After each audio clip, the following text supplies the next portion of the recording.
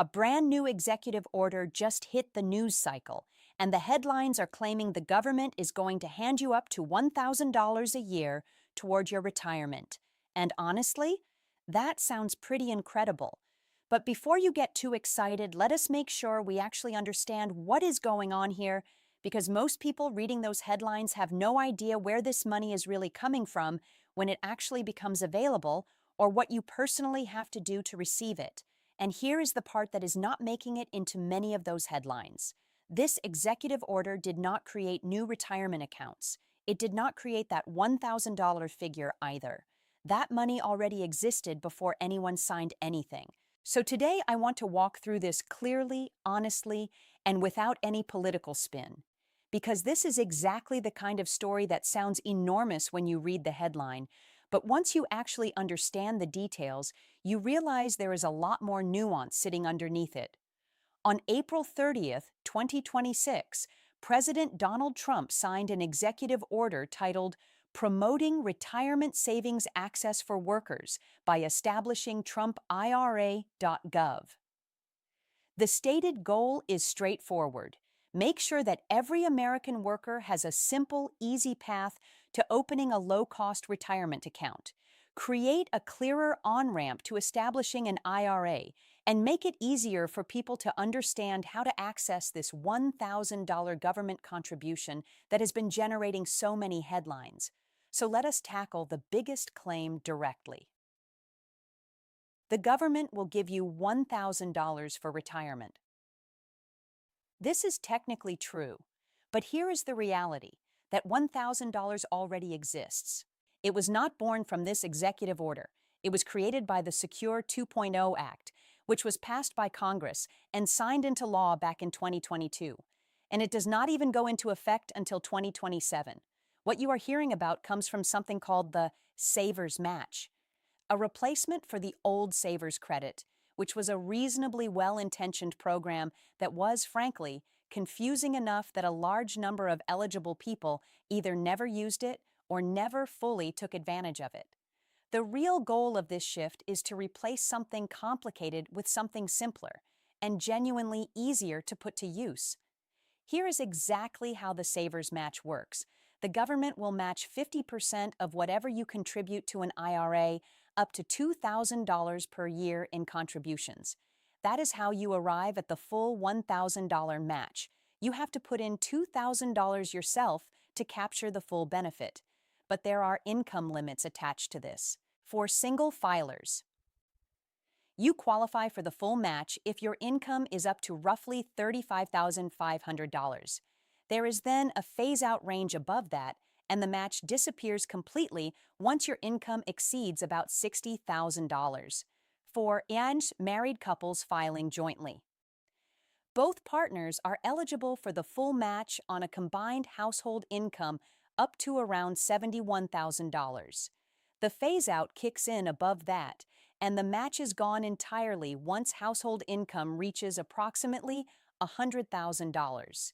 In rough terms, that covers somewhere between 35% and 45% of single filers and 25% to 35% of married households. It is certainly not everybody, but it does reach a meaningful portion of the population, particularly those in lower and middle income brackets. Let me walk through a couple of real examples so this becomes concrete. Example 1.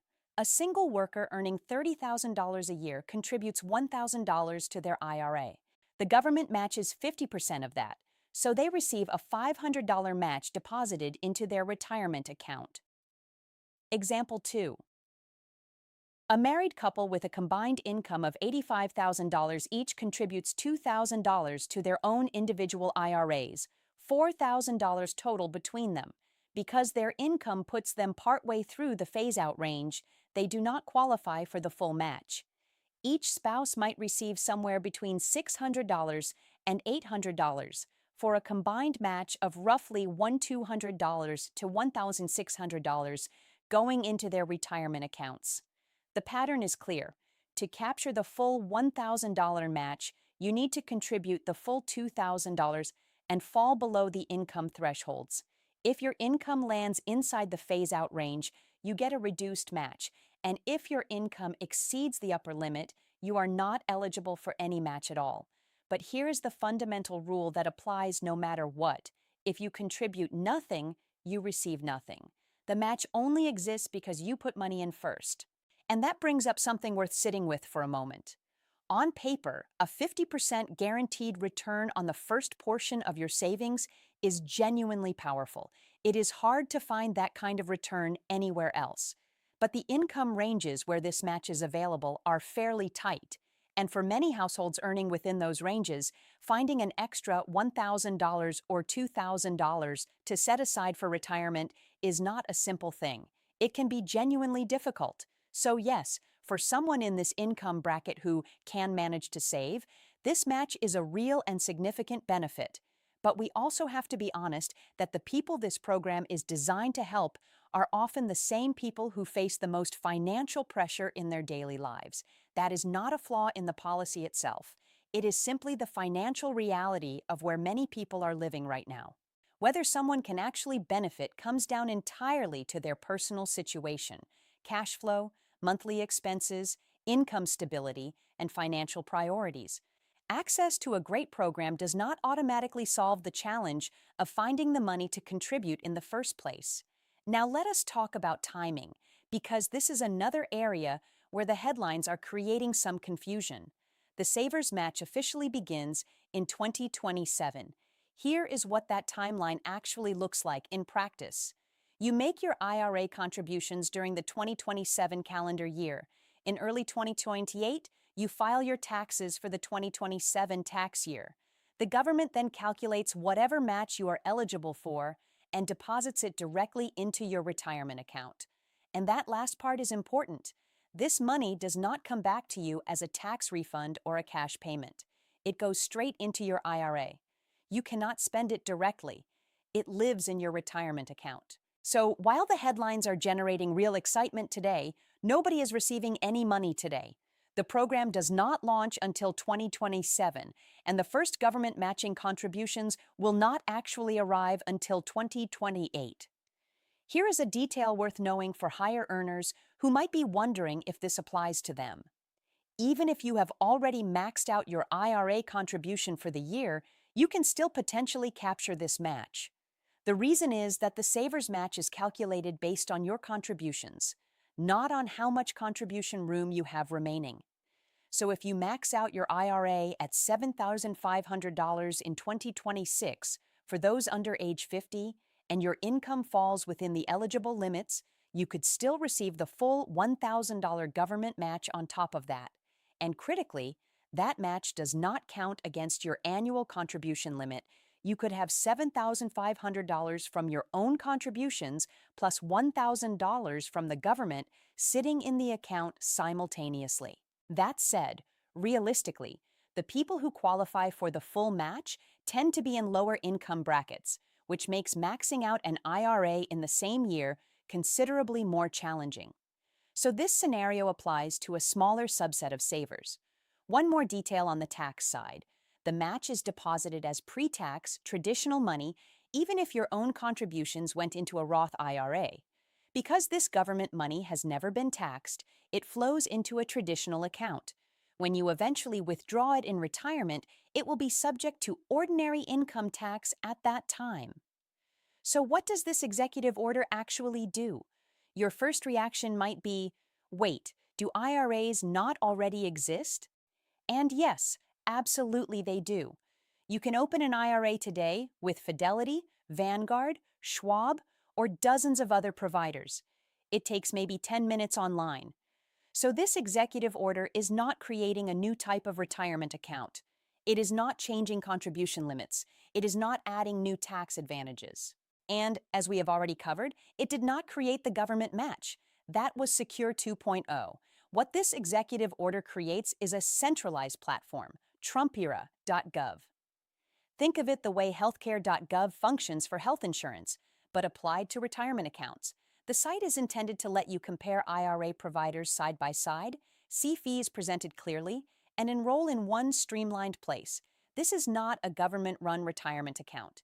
Think of it more as a marketplace or an onboarding hub designed to simplify the process of getting started. And here is why that actually matters more than it might initially seem. Right now, about 65% of American workers have access to a workplace retirement plan. That means roughly 35%, somewhere around 50 million people, do not. These tend to be gig workers, part-time employees, people working for small businesses, and self-employed individuals, and they disproportionately fall on the lower end of the income scale. Here is where the behavioral data gets really interesting. When people do have access to a workplace retirement plan, somewhere between 70% and 80% actually participate. Layer in features like automatic enrollment and employer matching, and participation can climb to 85% or even 90%. But when people do not have access to a workplace plan and have to go open an IRA entirely on their own, only about 5% to 15% actually do it. That gap is enormous, and it reveals something important. Access alone is not the real barrier. The bigger barrier is the friction involved in taking action. Most people simply do not take the initiative to go open an account by themselves, even when they know they probably should. And I want to be transparent about where I land on this personally. I genuinely appreciate any effort that encourages people to save for their future. If this executive order gets more people thinking seriously about retirement and brings more attention to a topic that does not always get the focus it deserves, that is a good thing. I mean that sincerely. But I also think we have to be honest about what this does and does not solve.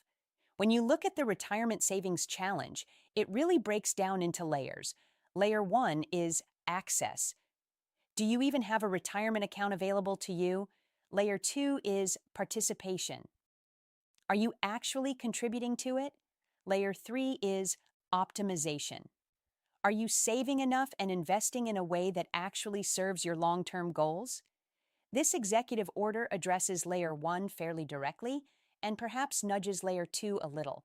But for many people, especially those in lower income brackets, access was never really the primary barrier. The deeper barriers are things like not having enough disposable income to save in the first place, behavioral friction and inertia, lack of awareness, or a genuine sense of intimidation around the investing process. Simplifying the path to opening an account is helpful, but it does not automatically solve the question of whether someone has money to put into that account. The programs that have demonstrated meaningful real-world results are the state-run auto IRA programs, things like Cal Savers in California, Illinois Secure Choice, and Oregon Saves. The reason they work is precisely because they remove the need for individual initiative. Workers are automatically enrolled. A portion of their paycheck is invested into default investment options without anyone having to figure it out on their own. And because of that automatic structure, participation rates have jumped significantly. The research is pretty clear on this. If you want to genuinely change financial behavior at scale, you do not just make access available. You build systems that move people into action automatically before friction has a chance to win. That kind of systemic change, though, requires an act of Congress. Automatic enrollment at the national level would touch tax law, labor law, and employer mandates. An executive order cannot reach that far on its own. So here is a clean way to frame where things stand. Before this executive order, retirement accounts existed, but many people were not using them, especially IRAs, which require individuals to go seek them out on their own. After this executive order, retirement accounts still exist, but now there is a more visible, centralized place designed to guide people toward opening one. This is not a redesign of the retirement system. It is not a sweeping new benefit. It is not a windfall of free money landing in anyone's account. It is an attempt to expand visibility, reduce friction, and distribute access to existing tools more widely. And it still relies entirely on the individual taking action, going to the site, opening the account, and then actually contributing. The research consistently tells us that is where most people fall off, and that behavioral gap will likely still exist for a meaningful portion of the population even after this rolls out. But we can hold two things as true at the same time. This can be a genuinely meaningful step forward for people who were close to taking action but needed a clearer path. and it is also not the complete solution to the retirement savings challenge in America. Both of those can be accurate simultaneously. So the next time you see a headline about $1,000 from the government, here is what to actually take away from it. The money is real. The Savers Match is a legitimate benefit created by Secure 2.0. But it is not automatic. You have to contribute your own money first. There are real income restrictions that determine whether you qualify. The program does not launch until 2027, and the first matching contributions will not arrive until 2028. And the role of this executive order is to build a centralized platform that makes it easier to find and open an IRA, not to create new money or new accounts. The goal is to expand awareness of a benefit that already exists and hopefully get more people across the line into actually saving for their future. So, what are your thoughts on this? Does this executive order feel like a meaningful step forward to you, or do you think it falls short of what is actually needed? Drop your take in the comments. I read them all. New videos go up every single week. If you got value out of this one, a like genuinely helps. If you are new here, consider subscribing. And if you know someone who would benefit from understanding this clearly, share it with them. See you in the next one.